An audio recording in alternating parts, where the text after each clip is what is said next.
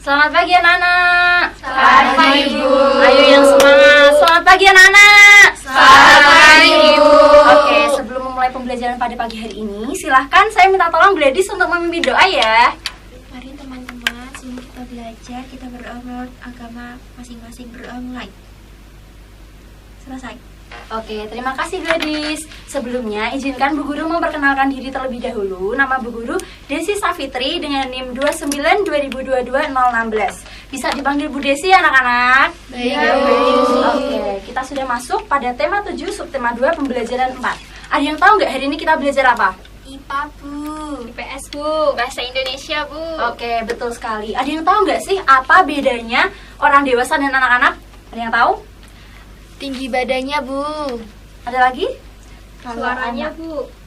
Ada lagi? Kalau anak kecil belum berjenggot, kalau orang dewasa sudah berjenggot, Bu. Oke, betul sekali. Ada yang tahu nggak kenapa manusia mengalami perubahan? Karena mengalami pubertas, Bu. Oke, betul sekali Meli. Jadi manusia bisa berubah secara fisik maupun psikis karena mengalami pubertas. Seperti itu. Nah, pada hari ini nanti Bu Guru harap kalian pertama bisa membuatkan infografis mengenai cara menjaga kesehatan organ reproduksi pada masa pubertas. Lalu yang kedua, Bu Guru harap nanti kalian bisa membuat teks pidato dengan menggunakan kata baku. Dan yang ketiga nanti Bu Guru harap kalian bisa mengerjakan soal dengan teks. Lalu yang keempat nanti Bu Guru harap kalian bisa mengerjakan soal evaluasi secara mandiri untuk mengukur kemampuan kalian. Oke anak-anak? Oke, Bu. Nah, di sini Bu Guru punya video mengenai pubertas. Kalian bisa simak dengan baik-baik karena setelah itu nanti Bu Guru akan memberikan tugas kepada kalian. Oke anak-anak? Oke, Bu.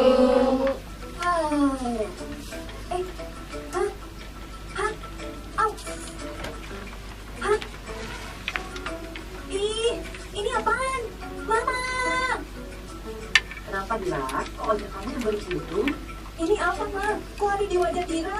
Terus bentuknya bulat kecil gitu. Dira jadi malu, Ma, kalau nanti ke sekolah. Anak mama sudah besar ya? Dira tahu kan, kalau setiap manusia akan mengalami pertumbuhan dan perkembangan dari dia bayi hingga lanjut usia. Tahu, Ma? Nah, pada salah satu masa tersebut, ada satu masa yang disebut dengan masa pubertas. Pubertas. Apa itu, Ma? Jadi, tadi kan mama udah bilang, dalam pertumbuhan dan perkembangan manusia itu, ada salah satu masa yang disebut dengan masa pubertas. Nah, masa pubertas ini disebut juga dengan masa peralihan. Masa pubertas ini merupakan masa peralihan dari anak-anak menjadi dewasa atau yang terjadi saat remaja. Nah, makanya masa pubertas bisa disebut juga sebagai masa remaja. Oh, gitu, Ma. Jadi, pubertas itu adalah masa ketika manusia mengalami perubahan fisik dan pematangan fungsi pada organ reproduksinya. Pematangan fungsi organ reproduksi. Iya, organ reproduksi pada laki-laki dan perempuan itu berbeda.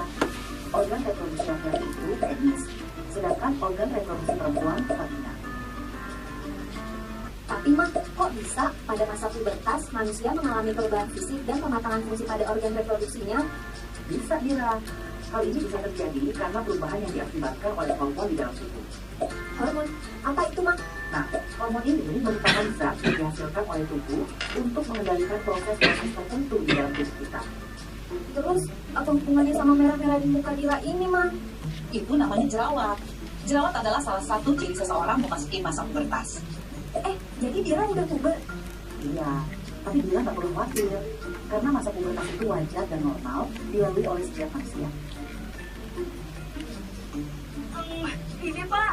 Tapi Bapak jangan bilang siapa-siapa ya. Iya, kenapa? Ini, Pak. Di dagu Made tiba-tiba ada rambut ini. Waduh, anak bapak udah gede nih, udah bujang. Maksudnya, Pak? Rambut yang ada di dagu kamu itu merupakan salah satu ciri bahwa kamu lagi mengalami masa pubertas pada laki-laki, Made. Pada saat anak laki-laki mengalami masa pubertas, mereka akan mengalami dua perubahan pada fisiknya loh. Ada perubahan primer dan perubahan sekunder. Perubahan primer merupakan perubahan yang pasti akan dialami oleh laki-laki pada masa pubertas, Made. Terus kalau perubahan sekunder, Pak?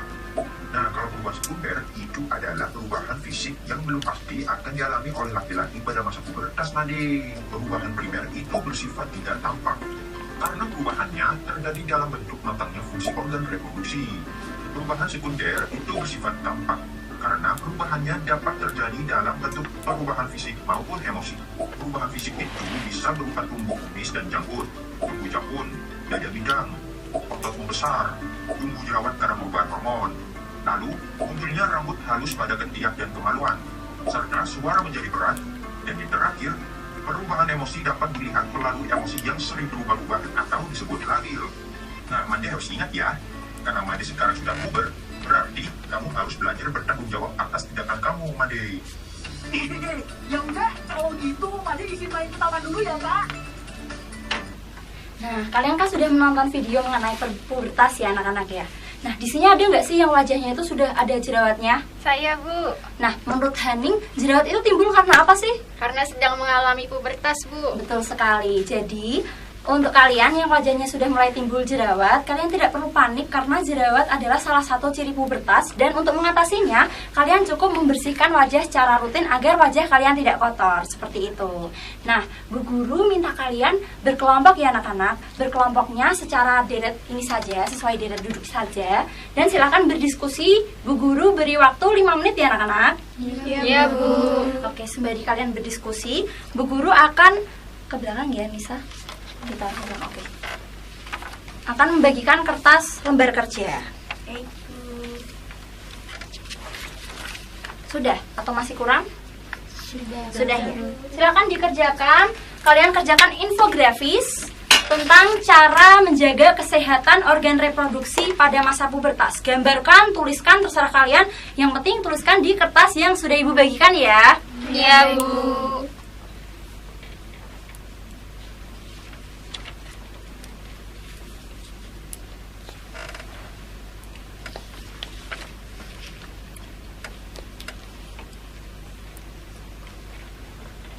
Apakah sudah anak-anak? Sudah, Bu. Oke, jika sudah, saya minta tolong Anggi untuk mempresentasikan hasil infografisnya ya Anggi ya. Baik Bu, saya akan presentasikan tips untuk menjaga kesehatan reproduksi. Yang pertama, kita dapat mengganti celana dalam setiap hari, yaitu kita mengganti celana dalam minimal 2 kali sehari untuk mendukung kesehatan kita. Mengganti celana dalam setiap hari secara teratur membantu menjaga kebersihan area intim dan mencegah pertumbuhan bakteri yang dapat menyebabkan infeksi. Lalu yang kedua, kita dapat membersihkan organ intim, yaitu kita dapat membantu menghindari pertumbuhan bakteri yang tidak diinginkan dan akan mengurangi risiko iritasi atau infeksi. Lalu yang ketiga, kita terdapat himbauan untuk sunat, yaitu untuk menjaga kebersihan organ reproduksi pria dengan menghilangkan risiko penumpukan bakteri dan kotoran dapat berkurang dan mengurangi kemungkinan infeksi pada area tersebut.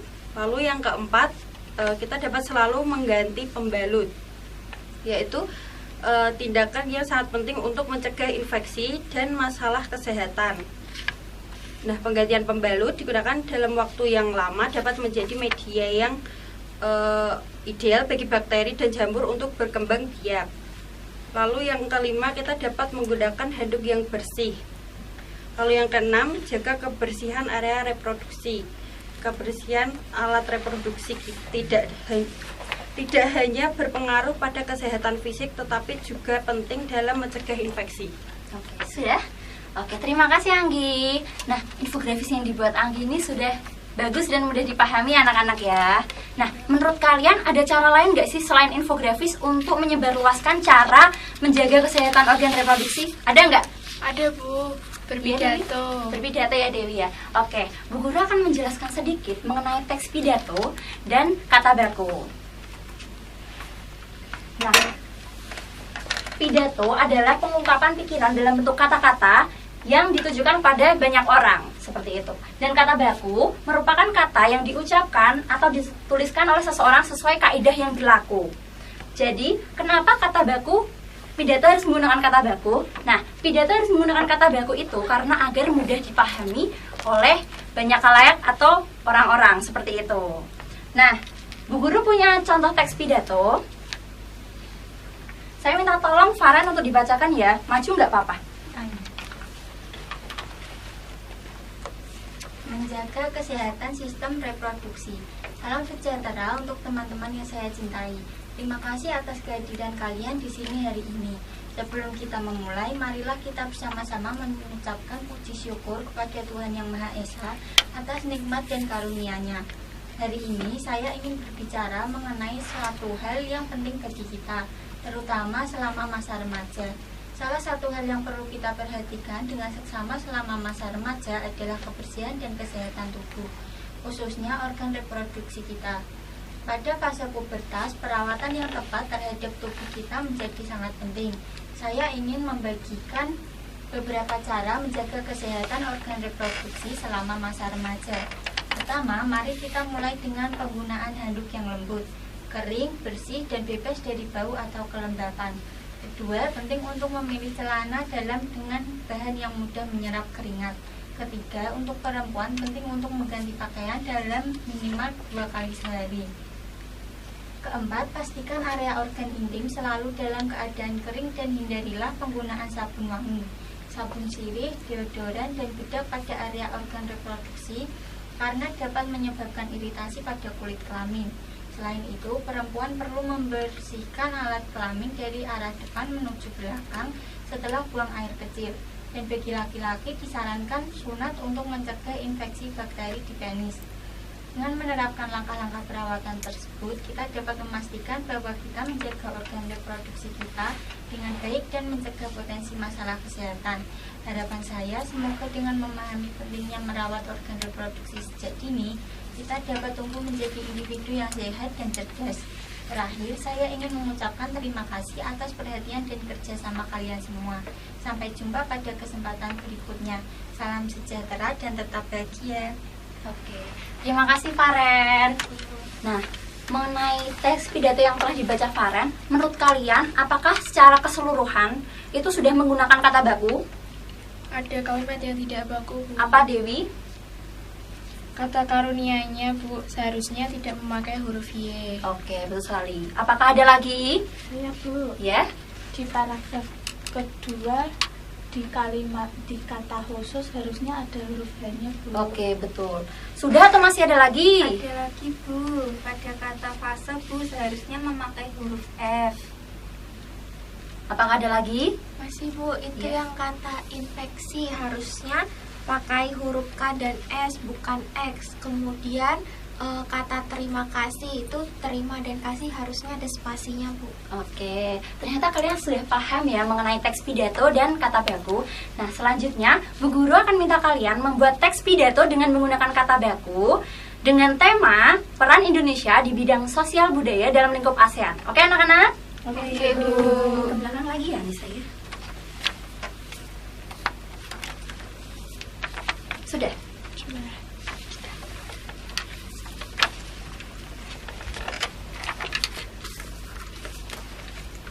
Silakan dikerjakan ya secara berkelompok.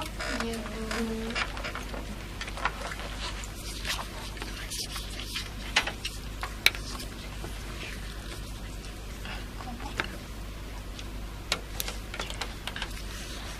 Apakah sudah anak-anak? Sudah, Bu.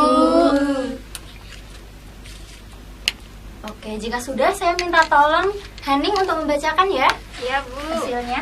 Oke, silakan dibacakan. Di situ aja. Enggak apa-apa, di situ aja.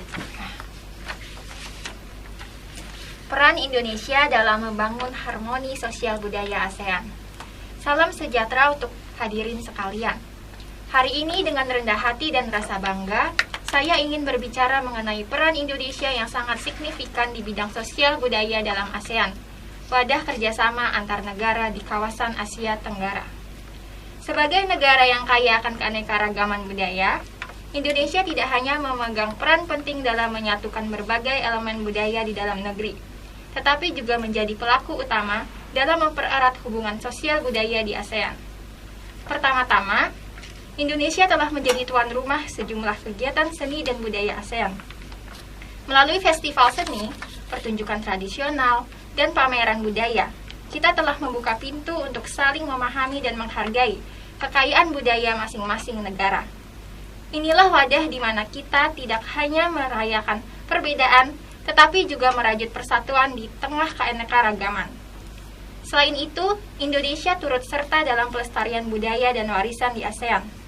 Bersama-sama, melalui kerjasama multilateral, kita berkomitmen untuk menjaga dan memperkuat identitas budaya setiap negara anggota. Dalam usaha ini, kita tidak hanya melestarikan situs bersejarah, tetapi juga praktik budaya tradisional yang menjadi akar kearifan nenek moyang kita. Pentingnya pengembangan bahasa juga tergarap oleh Indonesia dalam ASEAN. Melalui dukungan untuk program pertukaran bahasa dan pengajaran bahasa asing, kita membangun jembatan komunikasi lintas budaya di seluruh kawasan. Ini adalah langkah konkret dalam mewujudkan pemahaman yang telah mendalam di antara warga ASEAN. Selanjutnya, Indonesia aktif dalam merayakan peringatan bersama dan festival di ASEAN. Keterlibatan kita dalam acara-acara ini membantu mempererat hubungan antar negara, menciptakan lingkungan yang mempromosikan pemahaman, toleransi, dan kerjasama di tingkat sosial dan budaya. Dengan peran dinamis Indonesia dalam bidang sosial budaya, kita tidak hanya membangun identitas nasional kita, tetapi juga berperan sebagai motor penggerak untuk meningkatkan integrasi di ASEAN. Melalui inisiatif-inisiatif ini, Indonesia terus meneguhkan kontribusinya dalam membentuk ASEAN menjadi kawasan yang kokoh dan harmonis, di mana keanekaragaman budaya dihargai sebagai kekuatan bersama. Terima kasih atas perhatian kalian semua. Mari bersama-sama menjaga kebersamaan dan membangun masa depan yang lebih cerah untuk ASEAN. Terima kasih. Oke, terima kasih Hening. Ya, Bu. Pidatonya sudah bagus, sudah menggunakan kata bagus sesuai yang Ibu inginkan ya. Ya, Bu. Oke. Pidato itu biasanya digunakan dalam forum resmi. Contohnya pada kerjasama antar negara itu biasanya perwakilan negara itu harus mampu mendeskripsikan kelebihan negaranya di depan negara lain. Nah, seperti yang kita ketahui, Indonesia adalah salah satu negara ASEAN ya anak-anak ya. Nah, bergabung ke dalam ASEAN itu sangat menguntungkan bagi negara kita. Nah, salah satu contohnya ada pada bidang sosial budaya. ASEAN dapat bekerjasama dalam upaya pelestarian dan pengembangan warisan budaya yang unik di masing-masing negara. Nah, Bu Guru punya LKPD. Di dalam LKPD ini sudah ada bacaan dan soal. Silahkan kalian kerjakan secara berkelompok ya anak-anak ya. Iya, Bu.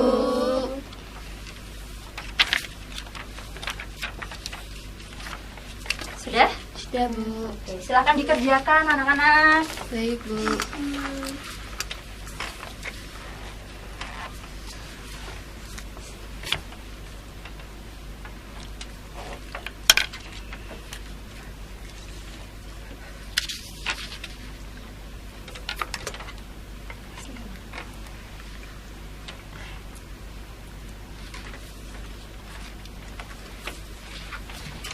Apakah sudah anak-anak? Sudah.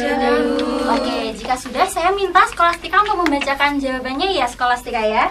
Baik, Bu. Nomor 1. Bagaimana Indonesia memainkan peran penting dalam pertukaran budaya di ASEAN? Indonesia memainkan peran penting dalam pertukaran budaya di ASEAN dengan menjadi tuan rumah sejumlah kegiatan seni dan budaya, seperti festival seni, pertunjukan tradisional, dan pameran budaya.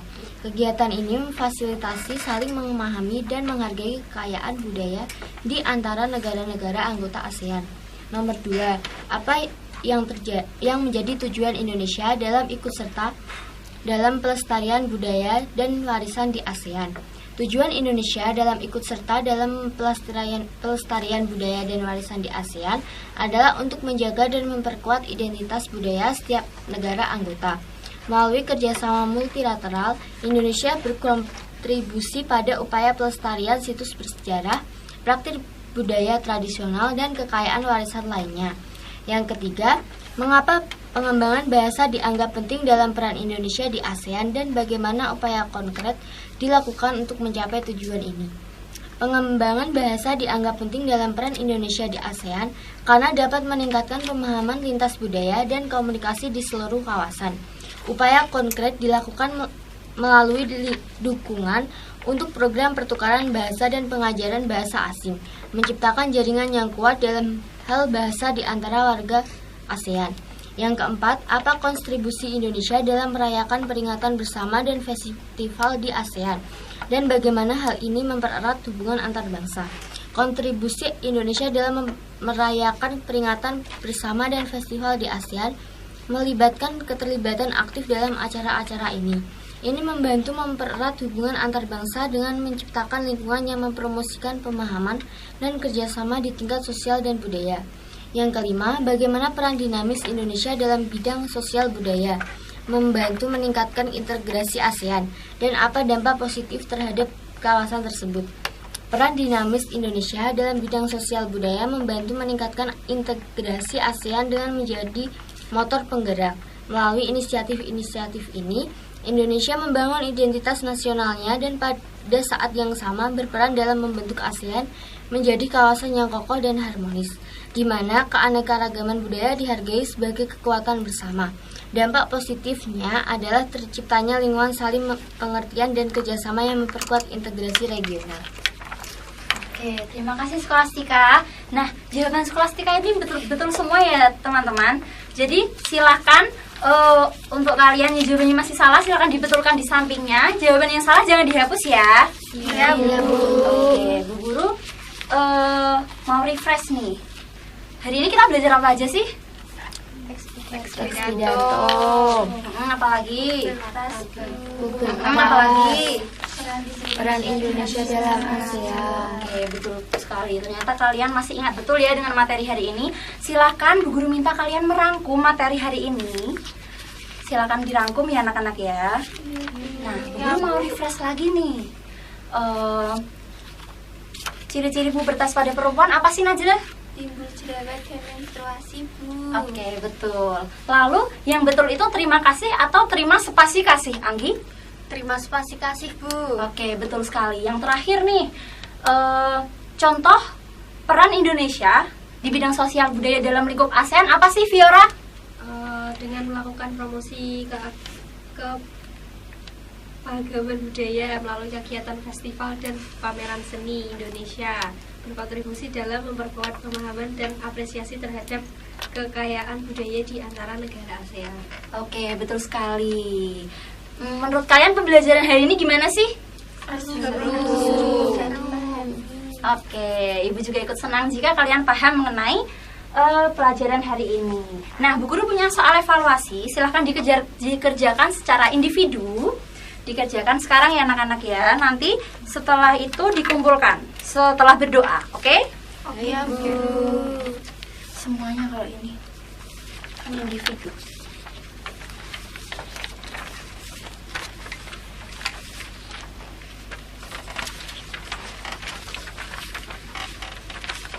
Ada yang belum dapat?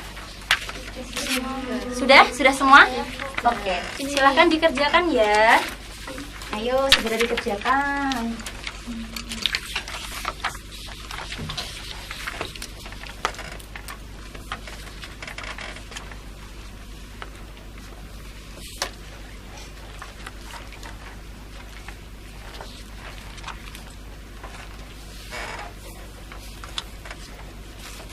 Apakah sudah anak-anak? Sudah, Bu. Oke, jika sudah setelah berdoa nanti dikumpulkan ya anak-anak ya. Iya, Bu. Saya minta tolong Dewi untuk memimpin doa. Dewi, silakan. Sebelum kita pulang, marilah kita berdoa. Doa mulai. Doa selesai. Oke, terima kasih Dewi. Nah, setelah ini bisa kalian kumpulkan, lalu kalian bisa pulang dengan hati-hati anak-anak ya. Iya, Bu. Terima kasih Bu. Sama-sama.